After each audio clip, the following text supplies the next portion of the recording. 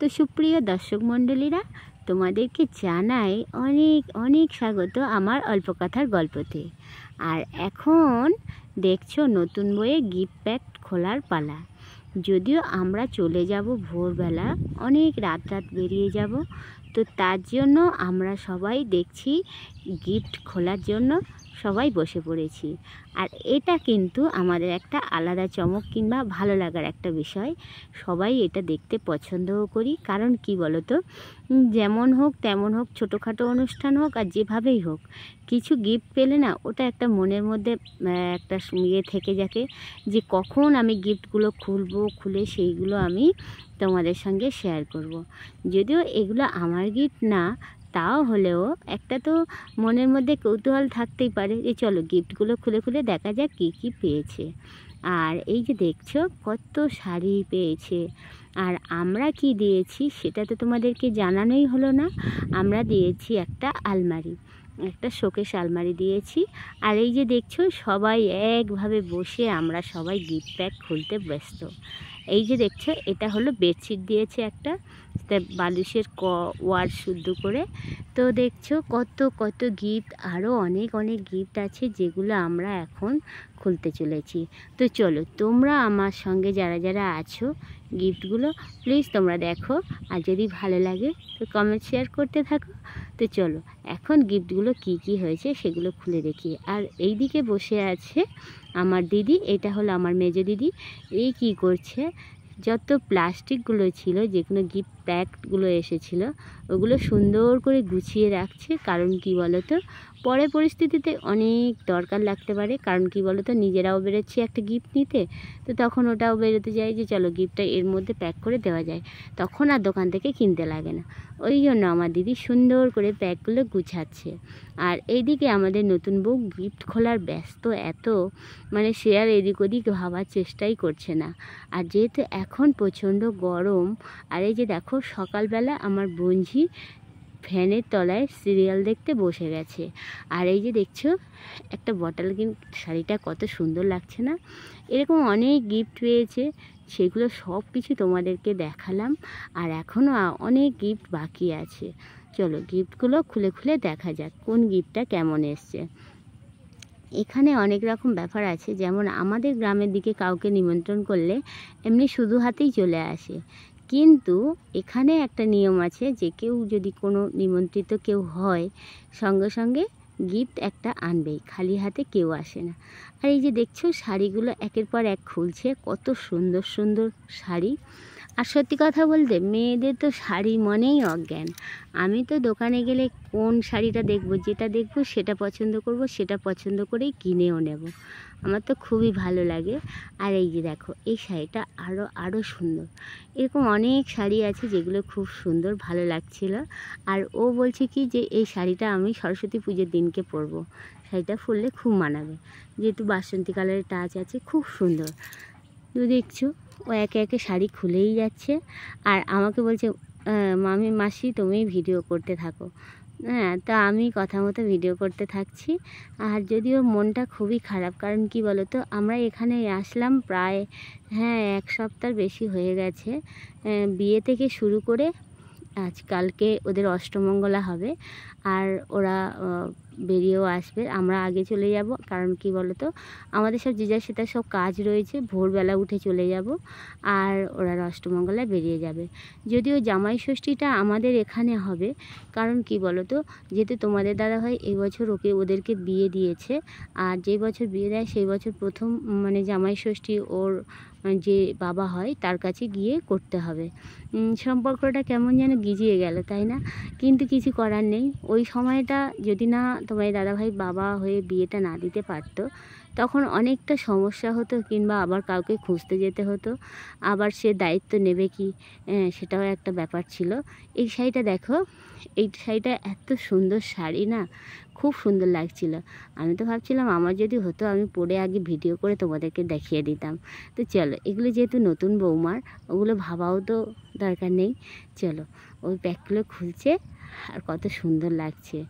আর যেহেতু আমাদের ওখানে জামাই ষষ্ঠীতে যাবে। আর ওর মা আছে, আর আমি তো ফোঁটা দিতে পারি না, কারণ কি বলো তো, যেহেতু আমার বোনপো মানে আমার ছেলে হয়, ছেলে জামাই যদিও একই, তো এটা নিয়ে যাচ্ছি না। ওর মা আছে, আমার বাড়িতে হবে কিন্তু ওর মা আছে, মাই ফোঁটা দেবে। আর এইদিকে দেখো দুটো বাচ্চা দুষ্টুমি করতে বসে গেছে, আর এই একটা শাড়ি পেয়েছে, দেখো শাড়িটা কত সুন্দর দেখতে। আর যেহেতু ওর একটু ওর গায়ের সঙ্গে সব কিছু ম্যাচ হয়ে যাবে, কারণ কি বলো তো, ওই একটু সামান্য হালকা সামবর্ণ আছে, তো তো তার জন্য শাড়িগুলো যা যা এসছে ওর গায়ে কিন্তু সবগুলো শাড়ি মানিয়ে যাবে। তো চলো, শাড়ি খোলা প্রায় হয়ে গেছে, আর একটু শাড়ি খুলতে বাকি আছে, মানে এখনও শাড়ি খুলেই যাচ্ছে, গিফট এক শেষ হচ্ছে না।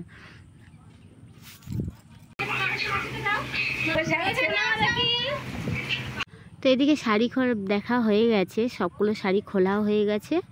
আর এইবারে গিফটগুলো, মানে শাড়ির গিফট তো হয়ে গেছে, এবারে হচ্ছে যত কাপ প্লেট ননস্টিক, তারপরে হাঁড়ি মানে বাসন, বালতি, ঠাকুর ঘরের সরঞ্জাম অনেক কিছু এসছে, সেইগুলো খুলে খুলে দেখছি।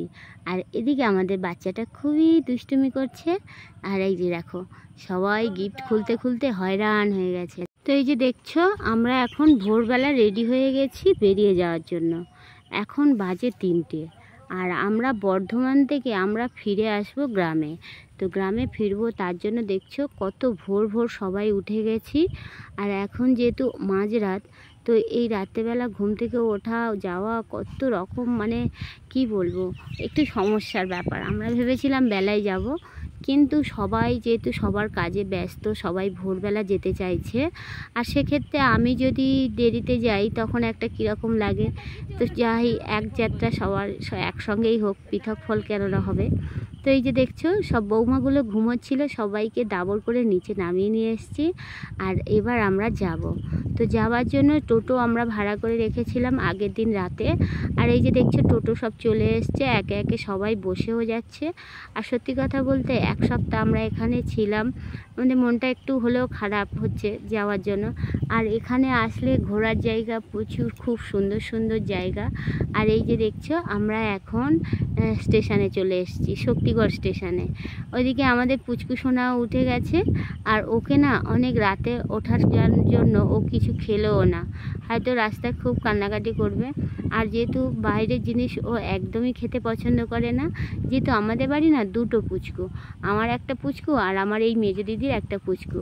তো এই পুচকুদের দেখছো কত সুন্দর। আর এরা গাড়িতে এসে আমি ভাবছিলাম কান্না করবে, কিন্তু ঠিক না, ভোরবেলা ঠান্ডা ঠান্ডা মেজাজে সবাই যাচ্ছি, খুব সুন্দর। আর আমাদের পুজনটা কত দুষ্টু হয়েছে দেখো, ও খালি ওই উপরটা ধরবে। আর এই যে দেখছো আমার বোন ও তাকে উঁচু করে ধরে আছে। আর সত্যি বাচ্চা দুটো এত কিউটি না, আজকের পর থেকে সবাই আবার আলাদা আলাদা হয়ে যাব। তো চলো, আমরা হাওড়া স্টেশন নেমে গেছি। আর এই যে দেখছো পিছনে আমার দিদি, আমার সামনে মা, এদিক ওদিক করে মাসি, মানে আমরা যে কজন টোটাল ছিলাম, আমরা টোটাল 12 জন ছিলাম। তো 12 জন চলে এসেছি। আর এই যে দেখছো হাওড়া ব্রিজের কাছে চলে এসেছি। এবার আমরা বাস ধরবো, যদিও এখান থেকে সবাই আলাদা আলাদা হয়ে যাব।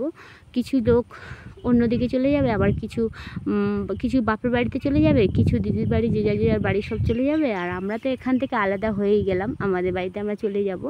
আবার 2 দিন পরে জামাই ষষ্ঠী, সবাই আবার এক জায়গায় হব। এই যে দেখছি আমরা এখন বাসে বসে গেছি, আর বাস ছেড়েও দিয়েছে। তো চলো এবার ঘরে যাওয়া যাক। হরে কৃষ্ণ, রাধে রাধে। কেমন আছে তোমরা? আশা করছি অনেক ভালো আছো। আর আমার অল্প কথার গল্পতে সবাইকে স্বাগত জানাই।